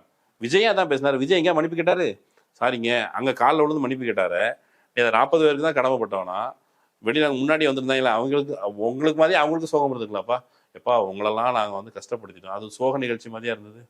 வருத்தப்படுற நிகழ்ச்சி மாதிரி இருந்ததா? அங்கேயும் வந்து சிஎம் சார் முடிஞ்சா நான் கைது பண்ணி பாருங்கிற மாதிரி இவர் என்ன சொல்லார், சிஎம் சார் முடிஞ்சாங்க தலைவரை கைது பண்ணி பாருங்க. அதனால வேற ஒரு பெரிய மாற்றமும் இல்லை. இவங்க பஞ்ச் டயலாக்லேயே வாழலாம்னு நினைக்கிறாங்க. பஞ்ச் டயலாக் கண்டிப்பாக மக்களிடம் எடுபடாது. தமிழ்நாடு நிறைய பேசி வளர்ந்த இயக்கங்களுக்கு மத்தியில் கேட்டு வளர்ந்த தமிழ்நாடு. அது கொஞ்ச நாள் உங்களை சகிச்சுக்கும். உங்க இந்தியில் சொல்லுவாங்க நோட்டங்கின்னு, அந்த நோட்டங்கியை கொஞ்ச நாள் சகிச்சுக்கும், ரொம்ப நாள் சகிச்சிக்காது. காலம் மாறும். இறுதியாக என்கிட்ட ஒரு கேள்வி இருந்துச்சு, அதை நான் கேட்டுக்கிறேன். அந்த கேள்வியில் இப்போ நீங்கள் சொன்ன ஒரு தகவல் இருக்குல்ல விஜய் வச்சு, இந்த ரெண்டையும் சேர்த்தே நான் வச்சிருந்தேன் இறுதி கேள்வியா. நம்பர் 1, ஆதவ் அர்ஜுனா 40 நிமிஷமா தன்னுடைய கொள்கையை பற்றியோ, அதாவது இவங்க என்ன செய்ய போறாங்கிறத பற்றி விட்டுட்டு வெறுமனை திமுக திமுக திமுகன்னு பேசினதும் வச்சுக்கிட்டா வஞ்சனம் பண்ணணும் உள்ள சொல்லுவாங்கல்ல, அது ஒரு கேள்வி. அதுக்கு நீங்க சரி சிம்பிளா ஒரே வாரத்துக்கு கூட பதில் சொன்னீங்க. இன்னொரு கேள்வி, விஜய் மீது வழக்கு பதிவு செய்யப்பட போகிறது அப்படின்னு நீங்க இப்போ ஒரு நியூஸ் சொன்னீங்க. அது என்ன காரணத்தால் விஜய் மீது பதிவு செய்யப்படணும்? இது இந்த தகவல் உங்களுக்கு எப்படி கிடைச்சது? வழக்கம் போல சோர்ஸ் தான், சோர்ஸ் இல்லாமல் காட்டி கொடுக்க முடியாது. சோர்ஸ்ல இருந்து தகவல். இப்போ வந்து விஜய் மீது ஏற்கனவே தமிழ்நாட்டில் போடப்பட்ட எஃப்ஐஆர் என்ன, புசி ஆனந்த், அந்த மதியழகன் தவிர அண்ட் அதர்ஸ், அப்படி தானே? இப்போ சிபிஐ வந்து வழக்கு விசாரணை பண்ணுது. வழக்கு விசாரணையில் திமுக இப்போ இவங்க சொன்னதன் அடிப்படையில் பாட்டில் வச்சு குத்துனாங்க, சட்டையை கிழிச்சாங்க, இப்படிலாம் வருஷனை கிளப்பி விட்றாங்களே. சிபிஐ வந்து அந்த வருஷன்லாம் கேட்டுட்டு போனால் இங்கே இருக்கிற எல்லாரும் வந்து அப்படி விரல் சுப்பிட்டு போக மாட்டாங்க. அப்போ கேள்வி வரும், சிபிஐ தன்னுடைய இந்த வழக்கை தள்ளி போடும், அல்லது கேட்டுக்களவான விஜய்கிட்ட சொல்கிறதுக்கு அவங்க சிக்னல் கொடுக்கறதுக்கு ஏற்கனவே வாய்ப்பு இருந்தால் பேப்பர் படிக்கிறவங்க, படிக்க வாய்ப்பு இருக்கிறவங்க, என்ஃபோர்சஸ் அப்படின்னு ஒரு கட்டுரை இருக்குது, கேரவன் மேகசினில் வந்துருக்குது. அது வந்து என்ஃபோர்ஸ்மெண்ட் டைரக்டரேட் இடி பற்றிய விரிவான ஒரு ஆய்வு கட்டுரை போலவே. அது ஒவ்வொரு தேர்தலுக்கு முன்னாடியும் ஆட்களை டார்கெட் பண்ணும். இவனை கட்சிக்கு கூப்பிடணும், இங்கே வா அப்படின்னு கூப்பிட்டா வரமாட்டான், உன் மேலே கேஸு வா அப்படின்னா வந்துடுவான். அப்போ வா கேட்டுக்களோ கேட்டோம். நிறைய இந்தியா முழுக்க அப்படியான வேலைகள் செஞ்சுருக்கிறாங்க. ஏதாவது ஒரு தேர்தலில் வந்து இந்த கட்சிக்காரனை வந்து ஓட்டு குறைக்கணும், என்ன பண்ணுறது, இவன் மேலே கேஸை போடுது. என்னடா பண்ணா, கேஸை போட அப்புறம் பார்த்துக்கலாம். அவங்களோட கன்விக்ஷன் ரேட்டே கம்மி, இடியோட கன்விக்ஷன் ரேட். ஸோ அதே போல் சிபிஐ இதுக்கு முன்னால் அப்படிலாம் பண்ணியிருக்கு. சிபிஐ டைரக்டரே அவங்க வந்து பிஜேபி என்னெல்லாம் பண்ணியிருக்குங்கிறது வரலாறு, அதுவும் போய் தேடி பாருங்க. அப்படி இருக்கும் பொழுது இது வந்து அவங்களுக்கு கிடைச்ச ஒரு அல்வா மாதிரியான வாய்ப்பு. விஜயை தங்களுடைய கட்டுப்பாட்டுக்குள் வைத்துக்கொள்வது அப்படிங்கிறதுக்காக செய்வாங்க. அண்ட் அதுக்கான முகாந்திரங்கள் இருக்குது. நீங்கள் ஆர்கனைசர் இல்லை, எனக்கு சம்மந்தமே இல்லை அப்படின்னு சொன்னீங்கன்னா உங்களை ஒன் ஆஃப் தி பார்ட்டியாக கூட சேர்க்கலாம். மதியழகன் அனுமதி கேட்டார், நீங்கள் எங்கே போனீங்க, மக்கள் வந்து பரிதவித்து கொண்டிருந்த பொழுது பாட்டில் கொடுத்துனீங்களே, பாட்டில் எதுக்கு கொடுத்தீங்க நீங்கள்? இப்போ நான் வந்து ரிவர்ஸில் ஒரு வேளை ஒரு கதை கட்டணும் அப்படின்னா, நீங்கள் மக்கள் மீது பாட்டிலை எரிந்து மக்களுக்கு காயம் ஏற்பட்டது அப்படின்னு சொன்னால் ஒத்துப்பீங்களா? அது வருஷம் கிடையாது இல்லை. அப்போ நீங்கள் பட்டல் கீழே மக்கள் பரிதவிப்போடு இருந்தாங்க, அவங்களுக்கு வந்து தண்ணி கூட கொடுக்கல. தண்ணி கொடுக்காம ஒரு ஆர்கனைசர், குறைந்தபட்சம் அந்த மேடையில் தண்ணி கூட கொடுக்காம என்னடா மயிரை நீங்கள் கூட நடத்துறீங்க, உங்களை நம்பி நாங்கள் வந்து எனக்கு தாண்டா உங்களோட கெட்ட பேர்னா சொல்லிருக்கணும்ல. விஜய் மீது தப்பு இல்லை, ஆர்கனைசர்ஸ் மீது விமர்சனம் பண்ணிக்கலாம், அது கூட பண்ணலை. அப்படிங்கிற பொழுது அவருக்கும் கூட்டு பொறுப்பு என்கிற முறையில் வரும். இதில் வந்து இந்த அஜித் சொன்னார்ல, உங்களுக்கும் பொறுப்பு, உங்களுக்கு என்ன பொறுப்பு, எனக்கு என்ன பொறுப்பு, நான் என்ன பண்ணேன்? போய் கீழே இருக்கிற நமக்கு வந்து ஒரு சமூகமாக ஒரு பொறுப்பு இருக்கலாம். ஒரு கொலையில் ஒரு சமூகமாக நமக்கு உண்டு, அது ஒரு சோஷியல் கிரைம் தான். சமூகத்தில் நடக்கிற வன்கொடுமைகளுக்கு நமக்கும் சமூகம் ஒரு பொறுப்பு உண்டு. ஆனால் அந்த குற்றத்தில் ஈடுபடுகிற முதல் நபர் இருக்காருல்ல, அவர் மேலே தான் கேஸ் போடுவாங்க. அப்போ இந்த குற்ற நடவடிக்கைகளுக்கு இது ஒரு ஸ்டாம்ப். கும்பகோணத்தில் மகாமகம் நடந்துச்சுல்ல, மகாமகத்தில் போயிட்டு ஜெயலலிதா வந்து அவங்க முன்னாடி நடிகையாக இருந்தவங்க, அதுக்கு பிறகு கும்பகோணம் மகாமகத்தில் போய் நான் போய் குளிக்க போகிறேன்னு சொன்னோன்னே ஜெயலலிதாவை சசிகலாம் குளிக்க போகிறான்னு எல்லாரும் பக்தர்கள். அது வந்து சிவன் கோயில், சிவனை பார்க்க வந்தவங்க ஜெயலலிதாவை பார்க்க போயிட்டு கிரில்லு போட்டிருந்ததில் போய் ஏறி சுவர் இடிஞ்சு விழுந்து 40க்கும் மேற்பட்டோர் இறந்து போனாங்க. அதே மாதிரி தான் நடந்திருக்குது. அதுக்கு ஒரு வேளை நிதி பரிபாலன முறையின்படி தண்டிச்சிருந்தா யார் தண்டிச்சிருக்கணும்? பாதுகாப்பு அதிகாரிகள் இல்லை, ஜெயலலிதாவை. அதே போல் இதுக்கும் விஜய் தான் தண்டிக்கணும். சமூக ஆர்வலர்கள், நடுநிலையாளர்கள் விஜய் தன்னுடைய குற்றத்திலிருந்து தன்னைத்தானே விடுவித்துக் கொள்வதற்கான ஒரு மெக்கானிசத்தை தேடிட்டு இருக்கிறார். அவரே நீதிபதி தப்பே கிடையாது அப்படி சொல்றாரு. அப்படி தப்பு இல்லையா அப்படிங்கிறத முதல்ல திரும்ப அந்த நடுநிலையாளர்கள் சும்மா விஜய் கட்சிக்கு எத்தனை கிடைக்கும், எத்தனை சீட் கிடைக்கும், 26, 56, 46, 106 இப்படிலாம் பேசிட்டு இருக்காங்கல்ல. நியாயத்தை பேசுங்கடா. உங்களுக்கு குறைந்தபட்சம் மார்க் மக்கள் போடுவாங்க வருங்காலத்துல. பத்திரிகையாளரை பத்தி பேசுனதா நான் சொல்றேன். இதுல அவர் மீடியான்னா மீசகார மீடியா அவர் நக்கீரன் கோபால் அவர்கள் நேரடியாக அட்டாக் பண்ணிக்கிறார். ஓப்பன் ஸ்டேஜ்ல பத்திரிகையாளரை மொத்தமா நீ மீடியான்னு பேசுறது வேற, ஆனா ஒரு பத்திரிகையாளர் பேரை சொல்லி அவர் வெளில அடிச்சிருவேன் அப்படிங்கிற அளவுக்கு மிரட்டிருக்கிறாரு. இதை எப்படி பாக்குறீங்க? இல்ல, அவருக்கு நல்ல பெரிய மீசை இல்லை நக்கீரன் கோபால் சாருக்கு. அந்த மீசையில இருக்க ஒரே ஒரு மயிர் இருக்குல்ல, அதை விட எங்களால் பிடுங்க முடியாது. அவர் ஜெயலலிதாவை பார்த்தவர், அது நமக்கு வரலாறு தெரியும், அது பார்த்துப்பாங்க. கூடம் தெரியாமல் ஆட்டம் போடும், கூடம் தெரியாம சாமி ஆடாதே, சாமி ஆடும் ஆதவர்ஜுனாவை போஸ்ட்மார்ட்டம் கூடவே அவர் கான்சியஸா அப்புறம் எஃபோர்ட் போடுவாரு. இவங்க போய் வம்பு இழுக்கிறாங்க பத்திரிகையாளரை. நீ அப்படி பர்சனல் நீ பத்திரிகைகள்ல உனக்கு எதிராக வந்துட்டு அது விமர்சனம் பண்ணு. இந்த துணியில பேசுறது இருக்குல்ல, அது ஒரு திமிரு கொழுப்பு. போஸ்ட்மார்ட்டம்னு உட்கார்ந்தோம், ஆனா நீங்க குழி தோண்டி புதைச்சி சமாதியை கட்டிட்டீங்க. அந்த வகையில இந்த நிகழ்ச்சி மக்களுக்கு நிறைய தகவல்களை கொண்டு போய் சேர்க்கும் நம்புறேன். கலந்து கொண்டு பகிர்ந்தமைக்கு நன்றி. மறக்காம போஸ்ட்மார்ட்டம் பேர் எப்படி இருக்குது, பிளஸ் இந்த நிகழ்ச்சியோட உங்களுடைய கருத்துக்கள், உங்களுக்கு தெரிந்த வரலாற்று தகவல், இது எல்லாத்தையுமே கமெண்ட்ல பதிவு பண்ணுங்க. மீண்டும் ஒரு நிகழ்ச்சியில் சந்திப்போம் நண்பர்களே.